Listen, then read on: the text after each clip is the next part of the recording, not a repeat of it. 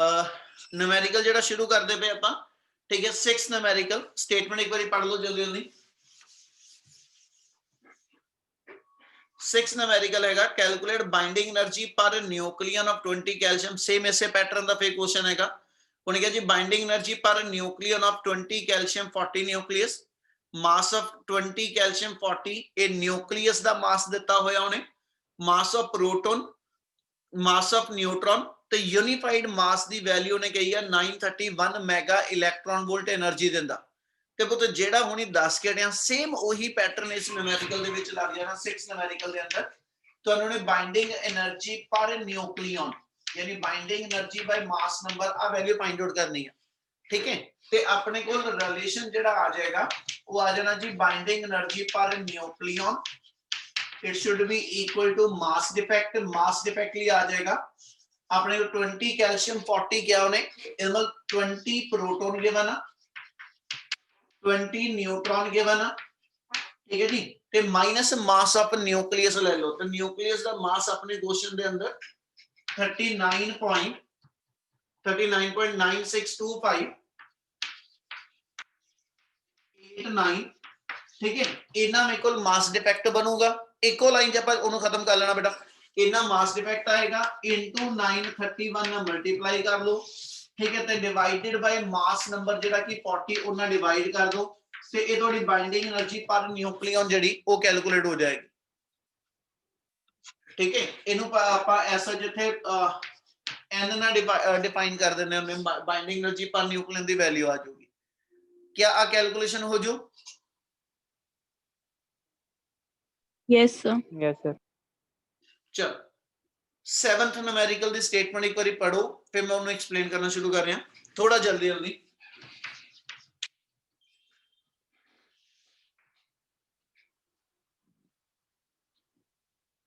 Seven दे अंदर उन्हें अपन ने क्या वा find the energy equivalent of one atomic mass unit first in joule then in mega electron volt, ठीक है। एक तुसी एनर्जी इक्विवेलेंट कढनी आ वन एटॉमिक मास यूनिट दे बराबर दा जे रिएक्शन च मास लॉस होवे ते एनर्जी कितनी बनदी है।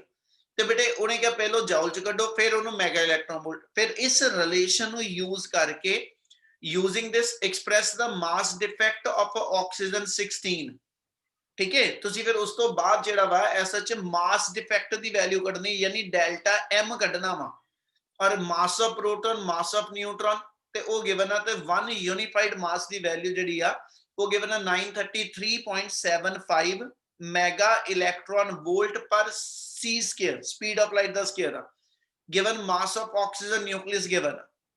क्या सारे वेरिएबल जेडे यूज हो रहे उस समय लगे पहलो?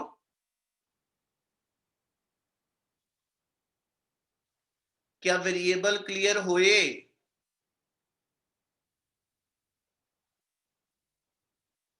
Yes sir.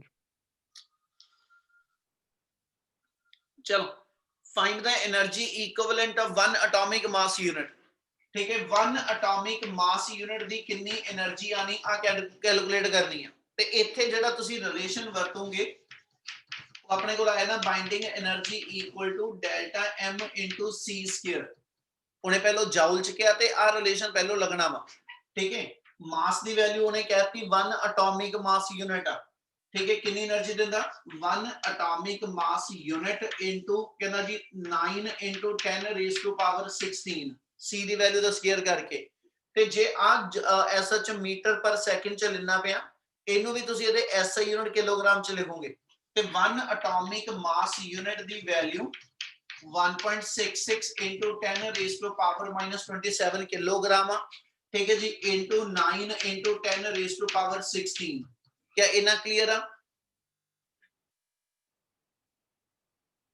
यस सो एक तो वैल्यू बना लो 166 थल्ले अपने को 100 लगना -29 -29 दे विचों 16 माइनस कर लो ते अपने को आ जाएगा -13,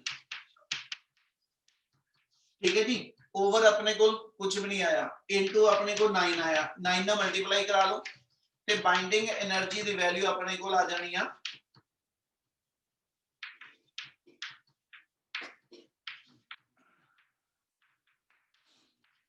4 1494 into 10 raised to power minus 13 joule।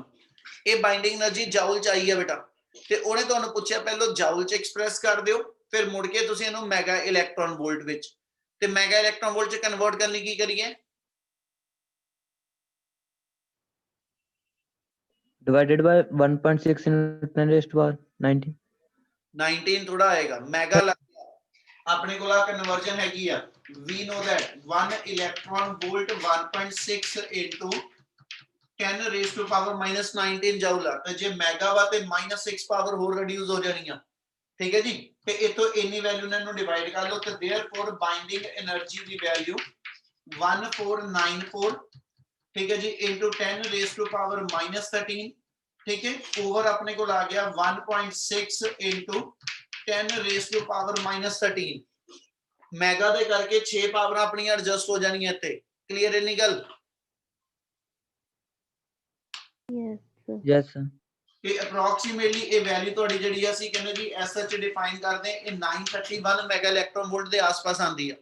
ਇਹਦੇ ਨਾਲ ਜਦੋਂ ਰਿਐਕਸ਼ਨ ਦੇ ਵਿੱਚ ਸਾਡੇ ਕੋਲ ਮਾਸ ਦਾ ਲਾਸ ਜਿਹੜਾ ਵਾ ਉਹ 1 ਐਟੋਮਿਕ ਮਾਸ ਯੂਨਿਟ ਦੇ ਬਰਾਬਰ ਹੁੰਦਾ, ਤੇ ਮੈਗਾ ਇਲੈਕਟ੍ਰੋਨ ਵੋਲਟ ਦੇ ਵਿੱਚੋਂ 931 ਮੈਗਾ ਇਲੈਕਟ੍ਰੋਨ ਵੋਲਟ એનર્ਜੀ ਦਿੰਦਾ। ਕਿ ਇੰਨੀ ਗੱਲ ਕਲੀਅਰ? Yes, sir. ਚਲ ਹੁਣ ਇਸੇ ਨਿਊਮੈਰੀਕਲ ਦੇ ਉਹਨੇ ਅਗਲੇ ਪਾਰਟ ਚ ਆਪਾਂ ਨੂੰ ਕੀ ਕਿਹਾ ਵਾ, ਕਹਿੰਦਾ ਜੀ calculate the using this express the mass defect of oxygen 16। ਤੁਸੀਂ ਮਾਸ ਡਿਫੈਕਟ ਕੱਢਣਾ ਜਿਹਦਾ ਯੂਨਿਟ ਮੈਗਾ ਇਲੈਕਟ੍ਰੋਨ ਵੋਲਟ ਪਰ ਸੀ ਸਕੁਅਰ ਆ। ਕੀ ਕਰੀਏ ਇਸ ਕੁਐਸਚਨ ਦੇ ਇਸ ਪਾਰਟ ਦੇ ਅੰਦਰ? ਮਾਸ ਡਿਫੈਕਟ ਦਾ ਕੀ ਫਾਰਮੂਲਾ ਹੁੰਦਾ?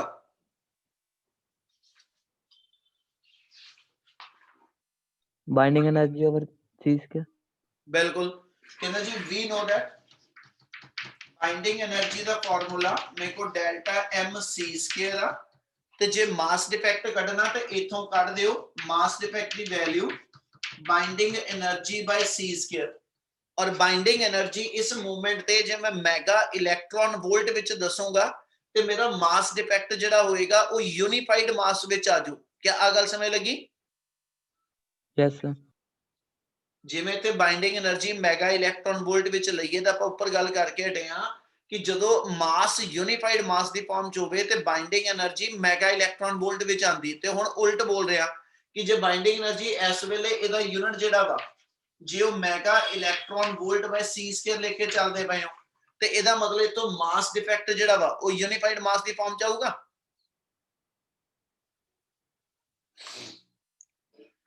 ਬੱਚੇ ਇੱਕ ਰਿਸਪੌਂਡ ਨਹੀਂ ਕਰਦੇ ਤੇ ਮੈਂ ਸੀਰੀਅਸਲੀ ਮੈਨੂੰ ਕਲਾਸ ਲਾਣੀ ਔਖੀ ਇਦਾਂ। ਫਿਰ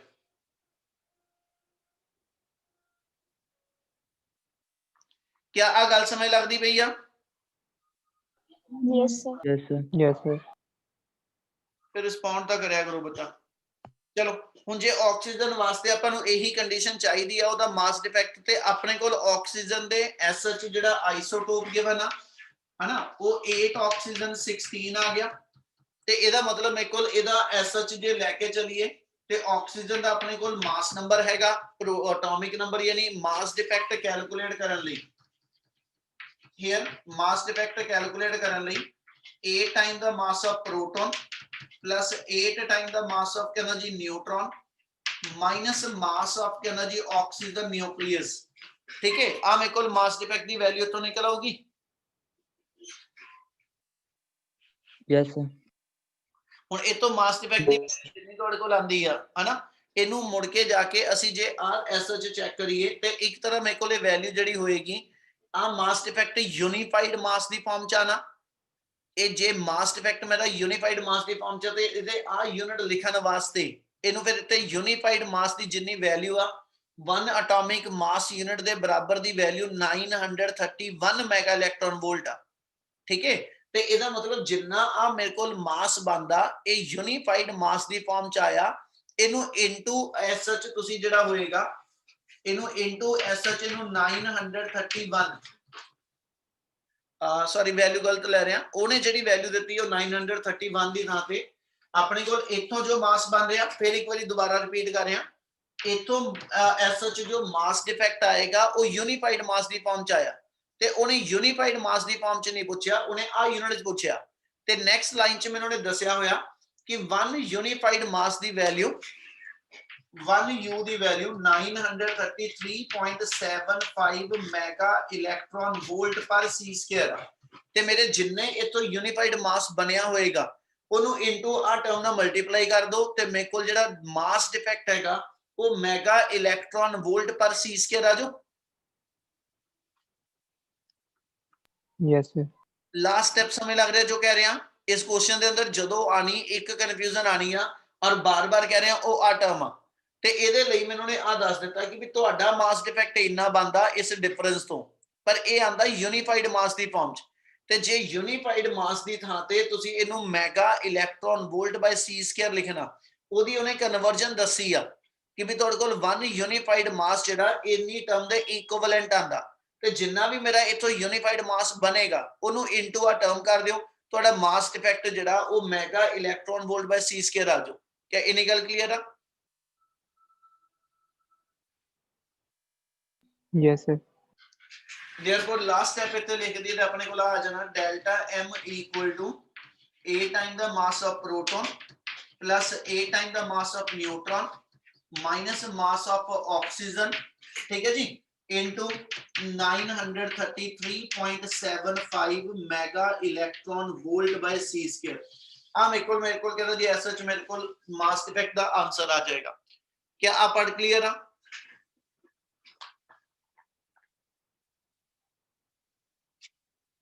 Yes, sir. जैन साहब मानवी रजत रणदीप खुशी कृष्णा क्या क्लियर है सारे नु ये Yes, sir. Yes, sir. Yes, sir. ਤੇ ਬੋਲ ਪਿਆ ਕਰੋ ਵਿੱਚ ਕਿ ਉਹ ਦੋ ਜਣੇ ਵਿਚਾਰਿਆਂ ਨੇ ਜ਼ਿੰਮੇਵਾਰੀ ਚੁੱਕੀ ਆ ਤੁਹਾਡਾ ਇਹ ਨਹੀਂ ਪਤਾ ਲੱਗਦਾ ਬੈਠੇ ਵਿੱਚ ਕਿ ਉਦਾਂ ਹੀ ਬਸ ਔਨ ਕਰਕੇ ਛੱਡ ਗਏ ਆ ਚਲੋ ਨੈਕਸਟ ਨਿਊਮੈਰੀਕਲ ਹੈਗਾ ਤੁਹਾਡੇ ਕੋਲ 8th numerical find mass defect ਇੱਕ ਪਾਰਟ ਬਾਈਂਡਿੰਗ એનર્ਜੀ ਦੂਜਾ ਪਾਰਟ ਤੇ binding energy per nucleon for helium nucleus helium nucleus ਦਾ ਮਾਸ ਦਿੱਤਾ ਪ੍ਰੋਟੋਨ ਤੇ ਨਿਊਟਰੋਨ ਦਾ ਮਾਸ ਦਿੱਤਾ ਹੋਇਆ ਪਹਿਲਾ ਪਾਰਟ ਮਾਸ ਡਿਫੈਕਟ ਕੈਲਕੂਲੇਟ ਕਰਨਾ ਤੇ ਮਾਸ ਡਿਫੈਕਟ ਕੈਲਕੂਲੇਟ ਕਰਨ ਵਾਸਤੇ ਆਪਣੇ ਕੋਲ ਕੰਡੀਸ਼ਨ ਮਾਸ ਡਿਫੈਕਟ ਲਈ ਕਿਹੜਾ ਫਾਰਮੂਲਾ ਲਾ ਦਈਏ ਜੀ ਰਜਤ ਮਾਸ ਡਿਫੈਕਟ ਹੀਲੀਅਮ ਦਾ ਕੱਢਣਾ ਕੀ ਫਾਰਮੂਲਾ ਲਾਵਾਂ रजत आवाज देन तो जेड़ा ना बोलिया मैं इत्थे वेटिंग च पा देना मैं तो दस दिता हुण सांझ की करना इहदे विच मास डिफेक्ट वास्ते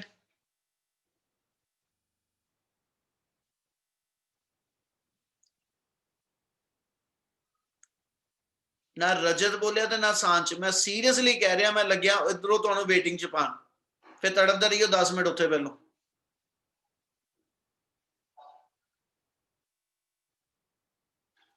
सांझ आवाज आ रही है ना मैं जिदा अगे एक दिन रिमूव किया मैं रिमूव कर देना हुणी मैं वेटिंग च भी नहीं पाना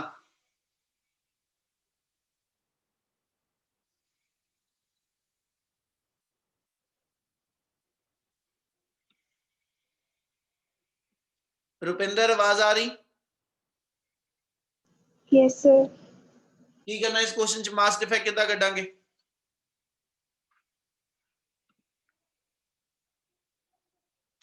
हीलियम न्यूक्लियस दा मास डिफेक्ट कड्डना किदां कड्डां की करा क्वेश्चन च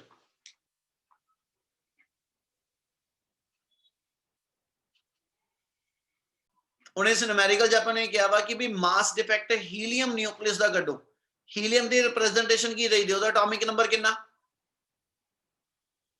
2. ओदा मास नंबर कितना 4. ਇਹਦਾ ਮਤਲਬ ਜਿਹੜਾ ਤੁਹਾਡੇ ਕੋਲ ਨਿਊਕਲੀਅਸ ਇਨਵੋਲਵਡ ਆ ਉਹ 2He4 ਵਾਲਾ ਵਾ ਤੇ ਇਹਦੇ ਨਿਊਕਲੀਅਸ ਨੂੰ ਬਣਾਉਣ ਵੇਲੇ ਉਹ ਚ ਦੋ ਪ੍ਰੋਟੋਨ ਇਨਵੋਲਵਡ ਆ ਤੇ 4 - 2 ਕਰਕੇ ਦੋ ਨਿਊਟਰੋਨ ਇਨਵੋਲਵਡ ਆ ਤੇ ਦੋ ਪ੍ਰੋਟੋਨ ਦੋ ਨਿਊਟਰੋਨ ਦੇ ਮਾਸ ਨੂੰ ਐਡ ਕਰਕੇ ਜਿੰਨਾ ਟੋਟਲ ਬਣਿਆ ਉਹ ਚੋਂ ਹੀਲੀਅਮ ਨਿਊਕਲੀਅਸ ਦੇ ਮਾਸ ਨੂੰ ਮਾਈਨਸ ਕਰ ਲਵਾਂ ਤੇ ਮਾਸ ਡਿਫੈਕਟ ਬਣੂਗਾ Yes, sir. पता नहीं कितने ध्यान बाकी दा हजे आ ऊपर ਅਸੀਂ ਕੈਲਸ਼ੀਅਮ ਵਾਲਾ ਕਰਕੇ ਜਿਹੜੇ ਸੇਮ ਵਿੱਚ ਵਰਡ ਚੇਂਜ ਕਰਦੇ ਪਏ ਸਿਰਫ ਤੁਹਾਡੇ ਕੋਲ ਹੀਲੀਅਮ ਵਾਲੇ ਕੇਸ ਦੇ ਅੰਦਰ ਮੇਰੇ ਕੋਲ ਦੋ ਪ੍ਰੋਟੋਨ ਦੇ ਮਾਸ ਆ ਗਏ ਦੋ ਨਿਊਟਰੋਨ ਦਾ ਮਾਸ ਆਣਾ ਤੇ ਤੀਜਾ ਮਾਸ ਆਫ ਹੀਲੀਅਮ ਨਿਊਕਲੀਅਸ ਆ ਜਾਣਾ। ਆ ਟਰਮ ਦਾ ਡਿਫਰੈਂਸ ਕੱਢ ਦੋ, ਮਾਸ ਡਿਫੈਕਟ ਆ ਜਾਊ। ਕੀ ਔਖਾ ਇਸ ਪਾਰਟ ਦੇ ਅੰਦਰ? ਮੈਂ ਹੁਣ ਇਸ ਤੋਂ ਬਾਅਦ ਜਿਹਨੂੰ ਆਵਾਜ਼ ਮਾਰੀ ਤੇ ਜੇ ਉਹਨੇ ਰਿਸਪੌਂਡ ਨਹੀਂ ਕੀਤਾ, ਮੈਂ ਸੱਚੀ ਕਹਿੰਦਾ ਮੈਂ ਹੁਣ ਨਾਲ ਹੀ ਰਿਮੂਵ ਕਰ ਦੇਣਾ, ਜੁਆਇਨ ਮੁੜ ਕੇ ਕਰ ਦੇਣੀ, ਉਹ ਹੋਣਾ ਹੀ ਨਹੀਂ। ਉਹਨੇ ਕਿਹਾ ਜੀ ਤੁਹਾਡੇ ਕੋਲ ਫਾਈਂਡ ਦਾ ਮਾਸ ਡਿਫੈਕਟ, ਸੈਕਿੰਡ ਪਾਰਟ ਉਹਨੇ ਪੁੱਛਿਆ ਤੁਹਾਡੇ ਕੋਲ ਬਾਈਂਡਿੰਗ એનર્ਜੀ। ਇੱਥੇ ਮਾਸ ਡਿਫੈਕਟ ਦੀ ਜਦੋਂ ਵੈਲਿਊ ਕੱਢਣੀ ਆ 2 time the mass of proton, ਇੱਕ ਵਾਰੀ ਕਰ ਰਹੇ ਹਾਂ ਇਹਨੂੰ ਪੂਰਾ। ਪ੍ਰੋਟੋਨ ਦਾ ਮਾਸ ਗਿਵਨ ਆਪਣੇ ਕੋਲ SH 1.00782 plus 2 times the mass of neutron. Neutron the mass ਸਾਡੇ ਕੋਲ given ਹੈ 1.00865। ਇਹਦੇ ਵਿੱਚੋਂ ਮਾਈਨਸ ਕਰਨਾ ਮਾਸ ਆਫ ਹੀਲੀਅਮ ਨਿਊਕਲੀਅਸ, ਤੇ ਹੀਲੀਅਮ ਨਿਊਕਲੀਅਸ ਦਾ ਮਾਸ ਗਿਵਨ ਹੈ ਤੁਹਾਡੇ ਕੋਲ 4.00159। ਤੇ ਇੰਨੀ ਟਰਮ ਨੂੰ ਜਦੋਂ ਸੋਲਵ ਕਰ ਲਓਗੇ ਤਾਂ ਤੁਹਾਡੇ ਕੋਲ ਮਾਸ ਡਿਫੈਕਟ ਦੀ ਵੈਲਿਊ ਯੂਨੀਫਾਈਡ ਮਾਸ ਦੀ ਫਾਰਮ ਚ ਆ ਜਾਣੀ ਆ। ਕਿਆ ਆ ਗੱਲ ਕਲੀਅਰ ਹੋਈ ਸਾਰਿਆਂ ਨੂੰ? Yes, sir. Yes, sir. Yes, sir. Yes, sir. ਹੁਣ ਜਦੋਂ ਇਥੋਂ ਮਾਸ ਡਿਫੈਕਟ ਆ ਗਿਆ, ਸੈਕਿੰਡ ਪਾਰਟ ਚ ਉਹਨੇ ਪੁੱਛਿਆ ਵਾ ਆਪਣੇ ਕੋਲ ਜਿਹੜਾ ਐਸਐਚ ਬਾਈਂਡਿੰਗ એનર્ਜੀ, ਤੇ ਜੇ ਬਾਈਂਡਿੰਗ એનર્ਜੀ ਕੱਢਣੀ ਆ, ਜਿੰਨਾ ਆਪਣੇ ਕੋਲ ਡੈਲਟਾ ਐਮ ਆਏਗਾ ਉਹਨੂੰ ਸਿੰਪਲੀ 931 ਨਾਲ ਮਲਟੀਪਲਾਈ ਕਰ ਦਿਓ, ਤੁਹਾਡੀ ਬਾਈਂਡਿੰਗ એનર્ਜੀ ਸਿੱਧੀ ਸਿੱਧੀ ਮੈਗਾ ਇਲੈਕਟ੍ਰੋਨ ਵੋਲਟ ਵਿੱਚ ਆ ਜਾਊ। ਕਲੀਅਰ ਆ? Yes, sir. Yes, sir. Yes, Yes, yes, sir. sir. ਸੀ ਪਾਰਟ ਚ ਉਹਨੇ ਪੁੱਛਿਆ ਤੁਹਾਡੇ ਕੋਲ ਬਾਈਂਡਿੰਗ એનર્ਜੀ ਪਰ ਨਿਊਕਲੀਓਨ। ਇਹਦਾ ਮਤਲਬ ਜਿੰਨੀ ਆਪਣੇ ਕੋਲ ਬਾਈਂਡਿੰਗ એનર્ਜੀ ਆਣੀ ਆ ਉਹਨੂੰ ਮਾਸ ਨੰਬਰ ਨਾਲ ਡਿਵਾਈਡ ਕਰ ਲਓ। ਇਸ ਕੇਸ ਚ ਚੱਲੀਏ ਤੇ ਆਪਣੇ ਕੋਲ ਡੈਲਟਾ m * 931/4, ਠੀਕ ਹੈ ਜੀ। ਆ ਜਿੰਨੀ ਟਰਮ ਆ ਗਈ ਇਹ ਬਾਈਂਡਿੰਗ એનર્ਜੀ ਪਰ ਨਿਊਕਲੀਓਨ ਆ ਜਾਏਗੀ। क्या आ क्लियर है 8 numerical? Yes, sir. Yes, sir. Yes, sir.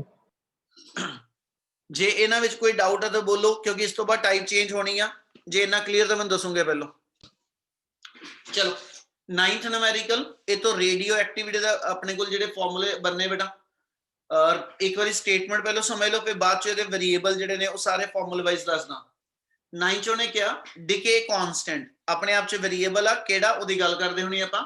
decay constant for a radioactive sample is 0.3465 per day, ਯਾਨੀ ਉਹਦਾ ਯੂਨਿਟ ਜਿਹੜਾ decay constant ਦਾ ਉਹ per day given ਆ। ਉਹਨੇ ਕਿਹਾ ਜੀ what percentage of the sample will get decayed in a period of 4 days? 4 days ਦੇ period ਦੇ ਵਿੱਚ ਇਹ ਸੈਂਪਲ ਜਿਹੜਾ ਮੇਰੇ ਕੋਲ ਗਿਵਨ ਆ ਇਹਦੀ ਅਮਾਉਂਟ ਕਿੰਨੀ ਡਿਕੇ ਕਰ ਜਾਏਗੀ, ਕਿੰਨੀ ਵਿੱਚੋਂ ਖਤਮ ਹੋ ਜਾਏਗੀ। ਠੀਕ ਹੈ, ਤੇ ਜੇ ਇਹਨੂੰ ਆਪਾਂ ਲੈ ਕੇ ਚਲੀਏ ਤੇ ਪਹਿਲਾਂ ਇੱਕ ਵਾਰੀ ਫਾਰਮੂਲੇ ਦੱਸਦਾ ਪਿਆ। ਫਾਰਮੂਲੇ ਦੇ ਵਿੱਚ ਆਪਾਂ ਇੱਕ ਆ ਕੀਤਾ ਸੀਗਾ dn/dt equal to minus lambda n, variable ਦੱਸਦਾ ਪਿਆ, ਬਾਰ ਇੱਕ ਵਾਰੀ ਧਿਆਨ ਨਾਲ ਸਮਝ ਲਿਓ। dn/dt ਨੂੰ ਅਸੀਂ ਨਾਮ ਦਿੰਨੇ ਰੇਟ ਆਫ ਡਿਸਇੰਟੀਗ੍ਰੇਸ਼ਨ ਆਫ ਐਟਮ। ਠੀਕ ਹੈ, ਰੇਟ ਆਫ ਡਿਸਇੰਟੀਗ੍ਰੇਸ਼ਨ ਆਫ ਐਟਮ ਦਾ ਮਤਲਬ ਸੀਗਾ how many number of atoms disintegrated per second, ਇੱਕ ਸੈਕਿੰਡ ਦੇ ਅੰਦਰ ਮੇਰੇ ਕਿੰਨੇ ਐਟਮ ਡਿਕੇ ਕਰਦੇ ਆ, ਟੁੱਟਦੇ ਆ। ਠੀਕ ਹੈ ਜੀ, ਉਹਦੀ ਕਾਊਂਟਿੰਗ ਨੂੰ ਅਸੀਂ dn/dt ਕਹਿੰਦੇ। ਔਰ ਇਹ ਨੰਬਰ ਆਫ ਡਿਕੇ ਕਰਨ ਵਾਲੇ ਜਿਹੜੇ ਐਟਮ ਨੇ ਇਹਦੀ ਕਾਊਂਟਿੰਗ ਅਸੀਂ ਕਿਹਾ ਸੀ ਡਾਇਰੈਕਟਲੀ ਪ੍ਰਪੋਰਸ਼ਨਲ ਹੋਏਗੀ number of undecayed atom, number of undecayed atom present in the sample at that instant। ਜਿਸ ਮੌਕੇ ਤੇ ਤੁਹਾਡੇ ਕੋਲ ਸੈਂਪਲ ਦੇ ਅੰਦਰ 100 ਐਟਮ ਆ, ਅਸੀਂ ਕਹਿੰਦੇ ਜੀ ਉਹਦੇ ਵਿੱਚੋਂ ਡਿਸਇੰਟੀਗ੍ਰੇਟ ਕਰਨ ਦੀ ਸਪੀਡ ਉਹ 100 ਦੇ ਹਿਸਾਬ ਨਾਲ ਹੋਏਗੀ, ਤੇ ਜਦੋਂ ਉਹ 100 ਤੋਂ ਡਿਕੇ ਕਰਕੇ ਟੁੱਟ ਕੇ ਨੰਬਰ ਆਫ ਐਟਮ 10 ਰਹਿ ਗਏ ਤੇ ਅਸੀਂ ਕਹਿੰਦੇ ਜੀ ਫਿਰ ਡਿਕੇ ਦੀ ਸਪੀਡ ਵੀ ਜਿਹੜੀ ਆ ਉਹ ਵੀ ਕਹਿੰਦਾ ਜੀ ਘਟ ਜਾਏਗੀ। ਇਹਦਾ ਮਤਲਬ ਕਿੰਨੀ ਨੰਬਰ ਆਫ ਐਟਮ ਦੀ ਡਿਸਇੰਟੀਗ੍ਰੇਸ਼ਨ ਪਰ ਸੈਕਿੰਡ ਹੋਣੀ ਆ ਉਹ ਡਿਪੈਂਡ ਕਰਦਾ ਤੁਹਾਡੇ ਸੈਂਪਲ ਦੇ ਅੰਦਰ ਨੰਬਰ ਆਫ ਅਨਡਿਕੇਡ ਐਟਮ ਉਦੋਂ ਹੈ ਕਿੰਨੇ ਆ। ਤੇ ਪ੍ਰਪੋਰਸ਼ਨੈਲਿਟੀ ਕਾਂਸਟੈਂਟ ਜਿਹੜਾ ਉਹ ਅਸੀਂ ਲੈਮਡਾ ਨੂੰ ਕਹਿੰਦੇ, ਜਿਹਨੂੰ ਡਿਸਇੰਟੀਗ੍ਰੇਸ਼ਨ ਕਾਂਸਟੈਂਟ ਕਹਿੰਦੇ ਆ। ਕੀ ਆ ਗੱਲ ਕਲੀਅਰ ਹੋਈ ਫਾਰਮੂਲੇ ਚੋਂ? Yes, sir. Sir, dn ਦੱਸਿਓ ਕੀ ਹੈ? dn/dt ਮੇਰੇ ਕੋਲ ਜਿਹੜਾ number of atom which are to be disintegrated per second, rate of disintegration ਕਹਿ ਦਿਓ ਇਹਨੂੰ, ਕਈ ਵਾਰੀ ਅਸੀਂ r ਨਾਲ ਹੀ ਲਿਖ ਦਾਂਗੇ, r equal to dn/dt given ਆ ਕਿ ਕਿੰਨੇ ਐਟਮ ਪਰ ਸੈਕਿੰਡ ਟੁੱਟਦੇ ਪਏ ਆ ਸੈਂਪਲ ਚੋਂ, ਉਹ ਮੇਰਾ dn/dt ਦੇ ਬਰਾਬਰ ਹੋਏਗਾ। ਕਲੀਅਰ ਹੈ ਵੇਰੀਏਬਲ? Yes, sir. ਚਲੋ ਸੈਕਿੰਡ ਹੈਗਾ ਫਾਰਮੂਲਾ ਆਪਣੇ ਕੋਲ ਇਹਦੇ ਚ ਆਇਆ ਸੀ n equal to n0 into e raised to power minus lambda t। n ਸੀਗਾ ਮੇਰੇ ਕੋਲ undecayed atom present in the sample, undecayed atom present in the sample after t second। ਕਿਸੇ ਵੀ ਇਨਸਟੈਂਟ ਦੇ ਉੱਤੇ, ਕਿਸੇ ਵੀ ਮੌਕੇ ਦੇ ਉੱਤੇ ਜਿਹੜੇ ਸੈਂਪਲ ਦੇ ਵਿੱਚ ਅਨਡਿਕੇਡ ਐਟਮ ਬਚੇ ਹੋਏ ਆ, ਠੀਕ ਹੈ ਜੀ, ਉਹਦੇ ਨੰਬਰ ਆਫ ਐਟਮ n ਵਾ, ਤੇ ਸੈਂਪਲ ਦੇ ਵਿੱਚ ओरिजिनल ਅਨਡਿਕੇਡ ਐਟਮ ਕਿੰਨੇ ਸੀਗੇ, ਠੀਕ ਹੈ, ਉਹ n0 ਆ, ਲੈਮਡਾ ਮੇਰਾ ਡਿਸਇੰਟੀਗ੍ਰੇਸ਼ਨ ਕਾਂਸਟੈਂਟ ਆ, ਤੇ t ਉਹ ਇਨਸਟੈਂਟੇਨੀਅਸ ਟਾਈਮ ਆ ਜਿੱਥੇ ਅਸੀਂ n ਦੀ ਵੈਲਿਊ ਕੱਢਦੇ ਪਏ ਆ। क्या ਇਹਦੇ ਚਾਰੇ ਵੇਰੀਏਬਲ ਸਮਝ ਲੱਗੇ? Yes, sir. ਉਸ ਤੋਂ ਬਾਅਦ ਇੱਕ ਆਪਣੇ ਕੋਲ ਰਿਲੇਸ਼ਨ ਆਇਆ ਸੀ ਇਹਦੇ ਅੰਦਰ ਕਿ ਜਦੋਂ ਸੈਂਪਲ ਡਿਸਇੰਟੀਗ੍ਰੇਟ ਕਰਦਾ ਤੇ ਨੰਬਰ ਆਫ ਐਟਮ ਦੀ ਅਮਾਉਂਟ ओरिजिनल ਨਾਲੋਂ ਉਹਨੂੰ ਲਿੰਕ ਕਰਨਾ ਹੋਵੇ ਤੇ n/n0 ਦੀ value 1/2 raise to power n ਆ ਜਾਂਦੀ ਆ। ਔਰ ਇਹ ਚ n ਅਸੀਂ ਕਿਹਨੂੰ ਡਿਫਾਈਨ ਕਰਦੇ? n ਨੂੰ ਕਿਹਾ ਜਾਂਦਾ t/t। t/t ਕਿੱਥੋਂ ਬਣਾਉਣਾ ਪਿਆ ਕਿ कैपिटल T मेरे को हाफ लाइफ टाइम आ, capital T half life time आ, स्मॉल t मेरे को total number of total time पर n हाफ लाइफ आ। जे सैंपल दे अंदर एक हाफ लाइफ होवे ते ओदी टाइम दी वैल्यू हाफ लाइफ दी t आएगी, ते जे इदां दियां n हाफ लाइफ सैंपल दे अंदर परफॉर्म हुंदियां पईयां ते ओदी वैल्यू मेरे को n * t बनू, ते आ जिन्ना मिला के टोटल टाइम बनदा इहनू ਅਸੀਂ स्मॉल t लिखदे आ। क्या आज कंडीशन क्लियर जो लिखदा पिया?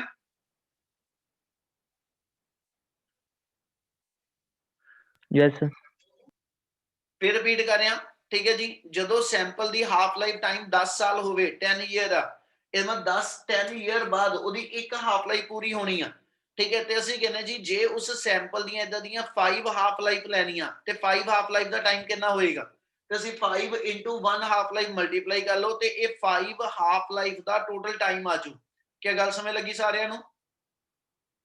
Yes, sir. Yes, sir. Yes, sir.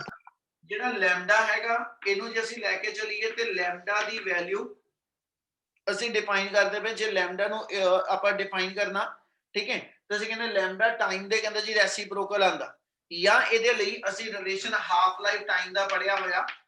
Half life time ਦਾ ਫਾਰਮੂਲਾ 0.6931 ਬਾਈ ਲੈਮਡਾ, ਠੀਕ ਹੈ। ਹਾਫ ਲਾਈਫ ਟਾਈਮ ਤੇ ਡਿਸਇੰਟੀਗ੍ਰੇਸ਼ਨ ਕਾਂਸਟੈਂਟ, ਠੀਕ ਹੈ ਜੀ, ਇਹਨਾਂ ਦੋ ਦਾ ਰਿਲੇਸ਼ਨ ਮੇਰੇ ਕੋਲ ਇੱਥੋਂ ਆ ਜਾਊਗਾ। क्या इना क्लियर आ?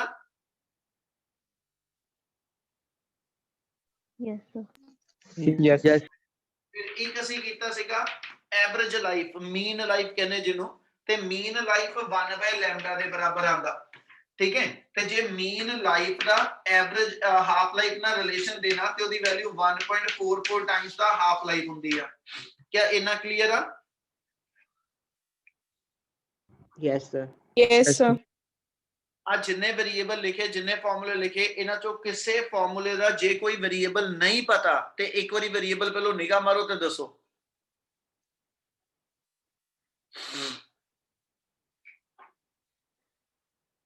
Sir, to ਦੱਸਿਓ। ਤਾਂ ਉਹ ਮੀਨ ਲਾਈਫ ਨੂੰ ਕਹਿੰਦੇ, ਐਵਰੇਜ ਲਾਈਫ ਜਿਹੜੀ ਉਹਦੀ ਹੋਏਗੀ ਸੈਂਪਲ ਦੀ, कैपिटल T ਹਾਫ ਲਾਈਫ ਆ, ਜਿੰਨੇ ਟਾਈਮ ਚ ਨੰਬਰ ਆਫ ਐਟਮ ओरिजिनल ਦਾ ਹਾਫ ਰਹਿੰਦੇ, ਠੀਕ ਹੈ। ਜੇ ਮੇਰੇ ਸੈਂਪਲ ਦੇ ਅੰਦਰ ਟੋਟਲ 10 ਐਟਮ ਆ, ਪਹਿਲੇ ਐਟਮ ਨੂੰ ਕਹਿੰਦਾ ਜੀ ਉਹਦੀ ਐਸਐਚ ਸਰਵਾਈਵਲ ਕਿੰਨੇ ਟਾਈਮ ਲਈ ਰਹੀ ਉਹ ਨੋਟ ਕਰੂੰਗਾ, ਦੂਜੇ ਦੀ ਕਿੰਨੀ, ਤੀਜੇ ਦੀ ਕਿੰਨੀ, ਚੌਥੇ ਦੀ ਕਿੰਨੀ। ਸੈਂਪਲ ਚ ਜਿੰਨੇ ਵੀ ਐਟਮਸ ਨੇ ਸਾਰਿਆਂ ਦੀ ਮਿਲਾ ਕੇ ਟੋਟਲ ਲਾਈਫ ਟਾਈਮ ਕੱਢ ਲਈਏ ਤੇ ਉਹਨੂੰ ਟੋਟਲ ਨੰਬਰ ਆਫ ਐਟਮ ਨਾਲ ਡਿਵਾਈਡ ਕਰ ਲਵਾਂ ਤੇ ਉਹ ਜਿਹੜੀ ਰੇਸ਼ੋ ਬਣਦੀ ਆ ਉਹਨੂੰ ਅਸੀਂ ਕਹਿੰਦੇ ਕਿ that is called as the mean or average life of an radioactive atom। ਕੀ ਗੱਲ ਸਮਝ ਆਈ? Yes, sir. ਹੋਰ ਬੋਲੋ ਜਿਹਨੂੰ ਕੋਈ ਡਾਊਟ ਆ।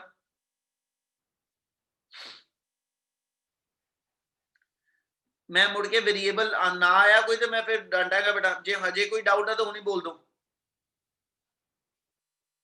करिए कंटिन्यू।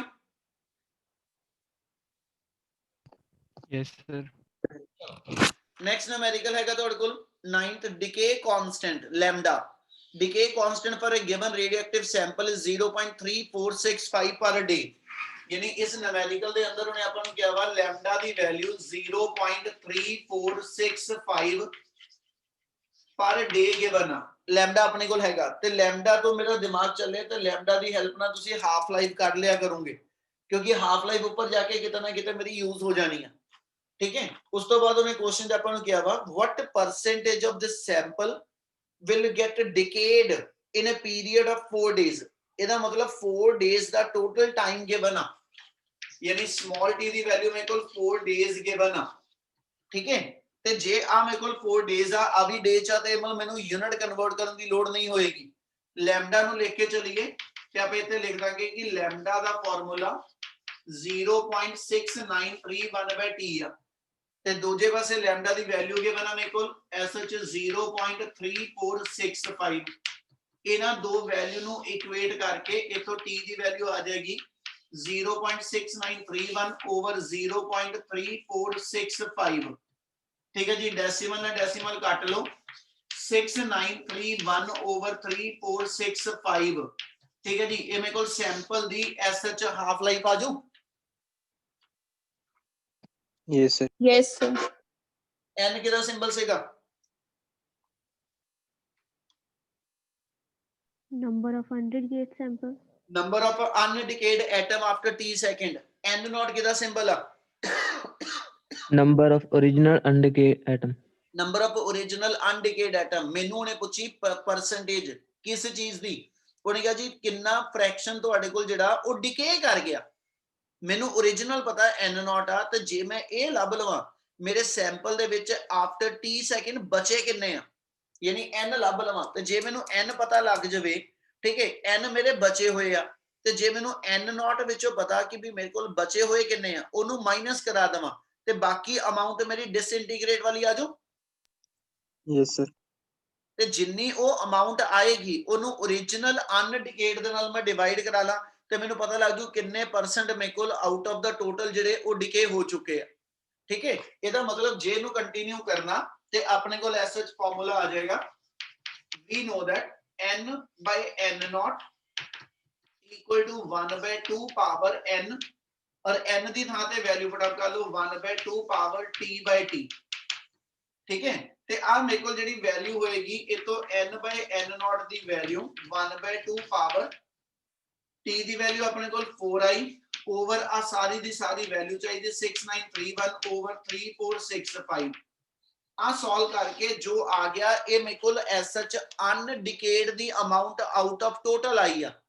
ਤੇ ਜੇ ਮੈਂ ਇਹਨੂੰ 1 ਦੇ ਵਿੱਚੋਂ ਮਾਈਨਸ ਕਰਾ ਦਵਾਂ, 1 ਦਾ ਮਤਲਬ ओरिजिनल ਐਟਮ ਮੇਰੇ 1 ਹੋਣ, ਉਹਦੇ ਵਿੱਚੋਂ ਜਿੰਨੀ ਆ ਫ੍ਰੈਕਸ਼ਨ ਆਏਗੀ ਮਾਈਨਸ ਕਰਾ ਦਾਂ ਤੇ ਉਹ ਮੇਰੇ ਡਿਕੇਡ ਐਟਮ ਦੀ ਅਮਾਉਂਟ ਆ ਜਾਊ। Yes sir. Yes. ਆਪ ਉੱਤੇ ਫਿਰ ਰਿਪੀਟ ਕਰ ਰਿਹਾ ਲਾਸਟ ਲਾਈਨ, ਇੱਥੋਂ ਜੇ ਕੱਢੀਏ ਤੇ ਆਪਾਂ SHN ਕੱਢ ਸਕਦੇ ਹਾਂ, n ਨੋਟ ਦੀ n ਆ ਜਾਏਗਾ। ਆ ਸੋਲਵ ਕਰਕੇ ਜਿੰਨੀ ਮੇਰੀ ਵੈਲਿਊ ਬਣਦੀ ਪਈ 4 into 3465/6931 ਆ ਜਿੰਨਾ ਆ ਗਿਆ ਇਹ ਮੇਰੇ SH ਅਨਡਿਕੇਡ ਬਚੇ ਹੋਏ ਆ ਗਏ, ਤੇ ਮੈਂ ਇਹ ਕੱਢਣਾ ਡਿਕੇ ਕਿੰਨੇ ਹੋਏ ਆ। ਠੀਕ ਹੈ, therefore number of decayed atom, ਤੇ ਜੇ ਮੈਂ ਨੰਬਰ ਆਫ ਡਿਕੇਡ ਐਟਮ ਕੱਢਨੇ n ਨੋਟ ਦੇ ਵਿੱਚੋਂ n ਮਾਈਨਸ ਕਰਾ ਦੋ। ਠੀਕ ਹੈ, ਆ ਮੇਰੇ ਕੋਲ ਡਿਕੇਡ ਦੀ ਅਮਾਉਂਟ ਆ ਗਈ, ਮੈਨੂੰ ਨੇ ਪੁੱਛੀ ਪਰਸੈਂਟੇਜ, ਪਰਸੈਂਟੇਜ ਵਾਸਤੇ ਕੀ ਕਰ ਦੋ therefore percentage of decade atom, ਤੇ ਜੇ ਮੈਂ ਪਰਸੈਂਟੇਜ ਕਰਨੀ ਜਿੰਨੀ ਆ ਚੇਂਜ ਇਨ ਵੈਲਿਊ ਆਉ ਓਵਰ ओरिजिनल ਵੈਲਿਊ ਇਨਟੂ 100% ਕਰ ਦਿਓ, ਆ ਮੇਰੇ ਕੋਲ ਵੈਲਿਊ ਬਣ ਜਾਊ। Yes sir. ਇਹਦਾ ਮਤਲਬ ਜੋ ਇਹਨੂੰ ਸੋਲਵ ਕਰਦੇ ਤੇ ਇਹ 1 - n by n naught the value ਆ ਜਾਊ ਇਨਟੂ 100%। ਤੇ ਆ ਮੈਂ ਕਹਿ ਰਿਹਾ ਸੀ ਤੋਂ ਭਾਵੇਂ n by n naught ਦੀ ਸਿੱਧੀ ਵੈਲਿਊ ਸੋਲਵ ਕਰਕੇ ਜਿੰਨੀ ਆਂਦੀ 1 ਦੇ ਵਿੱਚੋਂ ਟਰਮ ਮਾਈਨਸ ਕਰਾ ਲਓ ਇਨਟੂ 100% ਕਰ ਲਓ, ਤੇ ਤੁਹਾਡੇ ਕੋਲ ਜਿਹੜਾ ਫ੍ਰੈਕਸ਼ਨ ਹੋਏਗਾ, ਜਿਹੜੀ ਪਰਸੈਂਟੇਜ ਹੋਏਗੀ ਡਿਕੇਡ ਐਟਮ ਦੀ, ਉਹ ਕੈਲਕੂਲੇਟ ਹੋ ਜਾਊ। Yes, sir. Yes, sir. ਚਲੋ ਨੈਕਸਟ ਨਿਊਮੈਰੀਕਲ 10th ਹੈਗਾ। 10th ਦੀ ਸਟੇਟਮੈਂਟ ਦੇਖੋ ਕੀ ਗਿਵਨ ਆ।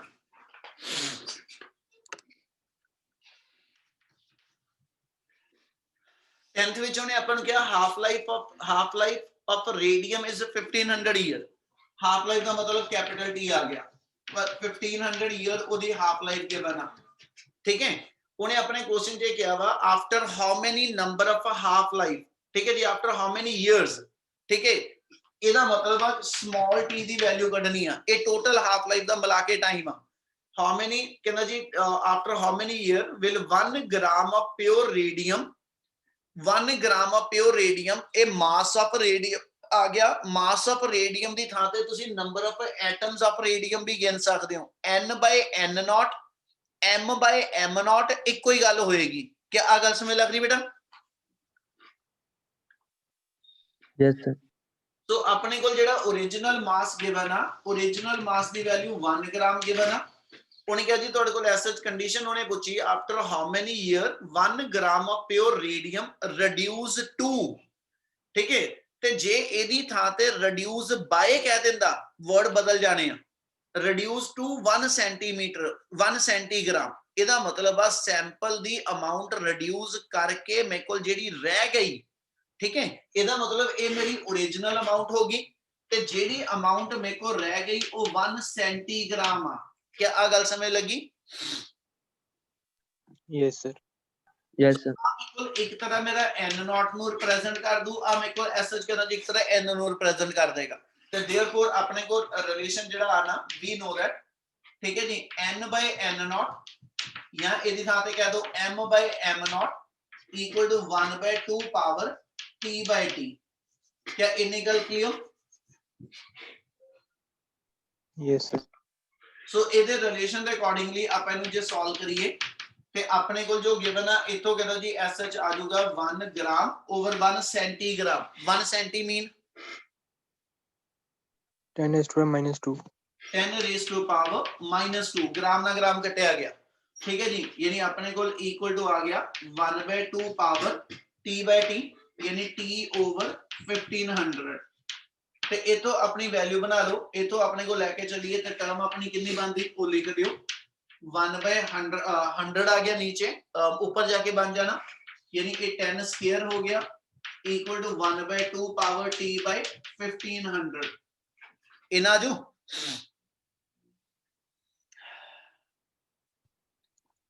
yes कोई क्लियर आ? yes sir, Yes, sir.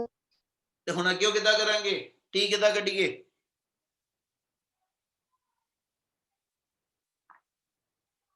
T किदा कढीए? Small T दी वैल्यू कढनी, की करांगे?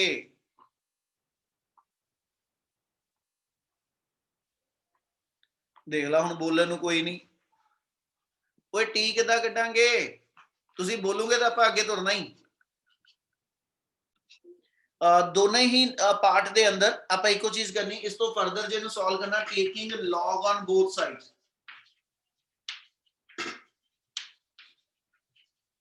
जे मैं इथे लॉग लाऊंगा ते इथे formula log m power n आ गया ते m पावर n दे log नूं n log m लिख दे आपां। Yes sir. इथे लिखना होवे तो मेरे को आ जाऊगा 2 log 10 इक्वल टू, इधर भी log m पावर n होएगा ते n log m आ जाना, यानी t by 1500 into log of 0.5 लिख दियो भावें। ठीक है जी, इना क्लियर आ?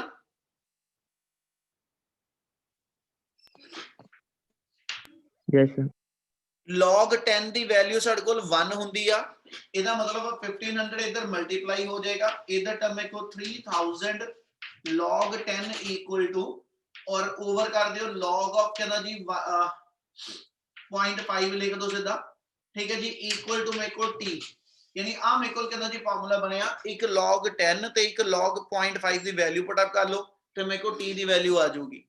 ਹੋ ਜੋ ਸੋਲਵ? Yes sir.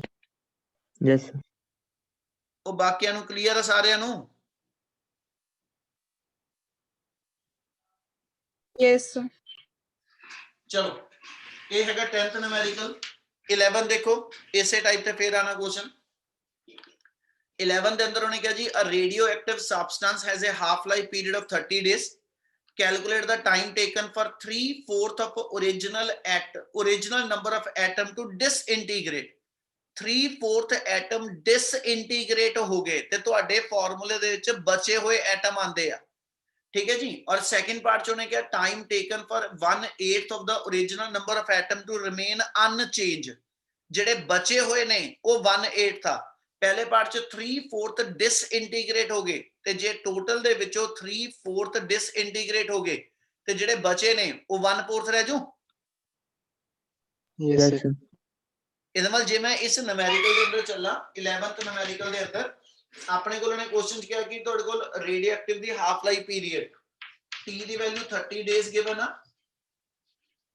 ਠੀਕ ਹੈ। ਔਰ ਪਹਿਲੇ ਕੇਸ ਦੇ ਅੰਦਰ ਜਿਹੜੇ ਐਟਮ ਤੁਹਾਡੇ ਡਿਸਇੰਟੀਗ੍ਰੇਟ ਹੋਏ ਉਹ 3/4 ਆ ਤੇ ਜਿਹੜੇ ਤੁਹਾਨੂੰ ਚਾਹੀਦੇ ਉਹ n ਵਾ, ਜਿਹੜੇ ਬਚੇ ਹੋਏ ਐਟਮ ਆ। ਇਹਦਾ ਮਤਲਬ ਮੇਰੇ ਕੋਲ origignal n0 ਦੇ ਵਿੱਚੋਂ 3/4 ਆਫ n0 ਡਿਸਇੰਟੀਗ੍ਰੇਟ ਹੋ ਗਏ, ਜਿਹੜੀ ਮੇਰੇ ਕੋਲ n the value 1/4 of n0 ਆਜੂ, Yes, sir. ਠੀਕ ਹੈ। ਤੇ ਫਿਰ ਆ ਮੇਰੇ ਕੋਲ ਜਿਹੜਾ ਹੁਣ ਉਹਨੇ ਪੁੱਛਿਆ ਕੁਐਸਚਨ ਜੋ ਨੇ ਕਿਹਾ ਜੀ ਆਫਟਰ ਹਾਊ ਮੈਨੀ ਟਾਈਮ, ਤੇ ਮੈਂ t ਦੀ ਵੈਲਿਊ ਕੱਢਣੀ ਆ, ਇਕੁਏਸ਼ਨ ਫੇਰ ਉੱਪਰ ਵਾਲੀ ਲੱਗ ਜਾਏਗੀ। ਆਪਣੇ ਕੋਲ ਆ ਗਿਆ ਜੀ we know that ਐਸਐਚ ਆਪਣੇ ਕੋਲ ਟਰਮ ਸੀਗੀ n/n0 equal to 1/2 power t/t, ਤੇ n/n0 ਇੱਥੋਂ ਬਣਾ ਲਓ ਤੇ n/n0 ਮੇਰਾ 1/4 ਬਣਦਾ ਪਿਆ, ਯਾਨੀ ਇੱਥੇ value 1/4 equal to 1/2 into t power t over ਕਿੰਨਾ ਜੀ 30। ਤੇ ਇਹਨੂੰ ਹੁਣ ਸੋਲਵ ਕਰਨ ਲਈ ਲੌਗ ਦੀ ਲੋੜ ਨਹੀਂ ਪੈਗੀ, ਉਹ ਤੋਂ ਸੌਖੇ ਢੰਗ ਨਾਲ ਸਿੱਧਾ ਹੀ ਹੋ ਸਕਦਾ। ਇਹਨੂੰ 1/2 ਦਾ ਸਕੁਅਰ ਪੜ ਲਓ, ਇਹਨੂੰ 1/2 ਦਾ ਸਕੁਅਰ ਪੜ ਲਓ ਤੇ ਇਹਨੂੰ 1/2 ਦੀ ਪਾਵਰ t/30 ਲਿਖ ਦਿਓ, ਤੇ ਦੋਨਾਂ ਦੇ ਬੇਸ ਬਰਾਬਰ ਆ ਇਸ ਲਈ ਪਾਵਰ ਸਿੱਧੀ ਸਿੱਧੀ ਇਕੁਏਟ ਹੋ ਜਾਣੀ, ਤੇ ਦੇਅਰਫੋਰ ਇਤੋਂ ਮੇਰੇ ਕੋਲ ਵੈਲਿਊ ਆ ਜਾਏਗੀ 2 equal to t/30 ਤੇ t ਦੀ ਵੈਲਿਊ ਤੁਹਾਡੇ ਕੋਲ 60 ਡੇਜ਼ ਆ ਜਾਣੀ। ਇਹ ਚ ਯੂਨਿਟ ਕਨਵਰਟ ਕਰਨ ਦੀ ਲੋੜ ਨਹੀਂ ਪਏਗੀ। ਕੀ ਆ ਪਾਰਟ ਕਲੀਅਰ ਆ? Yes, sir. ਇਸੇ ਨੂਮੈਰੀਕਲ ਦੇ ਸੈਕਿੰਡ ਪਾਰਟ ਦੇ ਅੰਦਰ ਉਹਨੇ ਆਪਣੇ ਕੋਲ ਜਿਹੜਾ ਕਿਹਾ ਵਾ ਉਹ ਚ ਨੇ ਆਪਾਂ ਨੂੰ ਕਿਹਾ ਜੀ ਤੁਹਾਡੇ ਕੋਲ ਸੈਂਪਲ ਦੇ ਅੰਦਰ ਜਿਹੜਾ ਹੈਗਾ time taken for 1/8 of the original number of atom to remain unchanged, ਇਹ ਸਿੱਧੇ ਸਿੱਧੇ ਉਹਨੇ ਬਚੇ ਹੋਏ ਐਟਮ ਦੱਸ ਦਿੱਤੇ ਕਿੰਨੇ ਆ। ਇਹਦਾ ਮਤਲਬ ਤੁਹਾਡੇ ਕੋਲ ਆ ਚੀਜ਼ ਦੀ ਵੈਲਿਊ ਜੇ ਲੈ ਕੇ ਚਲੀਏ, ਠੀਕ ਹੈ, ਸੈਕਿੰਡ ਪਾਰਟ ਦੇ ਅੰਦਰ n/n0 ਦੀ ਵੈਲਿਊ, ਠੀਕ ਹੈ, ਉਹਨੇ ਕਿਹਾ ਕਿ ਜਿਹੜੇ ਬਚੇ ਹੋਏ ਐਟਮ ਆ 1/8 ਥਾ। ਇਹਦਾ ਮਤਲਬ ਕੁਐਸਚਨ ਦੇ ਅਕੋਰਡਿੰਗਲੀ ਜੇ ਆਪਾਂ ਇਹਦਾ ਲਿਖ ਦਈਏ ਜਿਹੜਾ n ਗਿਵਨ ਆ ਉਹ 1/8 ਆਫ n0 ਆ। ਕੀ ਆ ਚੀਜ਼ ਕਲੀਅਰ ਹੈ ਬੇਟਾ? Yes, sir. Yes, sir. ਸੋ ਇਹਦੇ ਅਕੋਰਡਿੰਗਲੀ ਚੱਲੋ ਤੇ ਆਪਣੇ ਕੋਲ ਇਹ ਵੈਲਿਊ ਲੈ ਕੇ ਫਿਰ ਰਿਲੇਸ਼ਨ ਲਿਖ ਲਈਏ ਤੇ n/n0 ਦੀ ਵੈਲਿਊ 1/2 ਦਾ ਕਿਊਬ ਆ ਗਈ, ਠੀਕ ਹੈ ਜੀ। ਦੂਜੀ ਸਾਈਡ ਉਸੇ ਤਰ੍ਹਾਂ ਹੀ ਬਣ ਜਾਣੀ ਆ 1/2 into t/30, ਤੇ ਜੇ ਹੁਣ ਇਕੁਏਟ ਕਰ ਲਵਾਂ ਤੇ ਮੇਰੇ ਕੋਲ ਐਸਐਚ ਜਿਹੜੀ ਅਮਾਉਂਟ ਆ ਉਹਦੇ ਚ ਆ ਜਾਊਗਾ 3 equal to t/30, ਤੇ देयरफॉर टाइम ਦੀ ਵੈਲਿਊ 90 ਡੇਜ਼ ਆ ਜਾਏਗੀ। ਕੀ ਆ ਕਲੀਅਰ ਹੈ ਜੀ? Yes, sir. ਕੋਈ ਇੰਨੀ ਵੈਲਿਊ ਕਲੀਅਰ ਆ? Yes, sir. Yes, sir.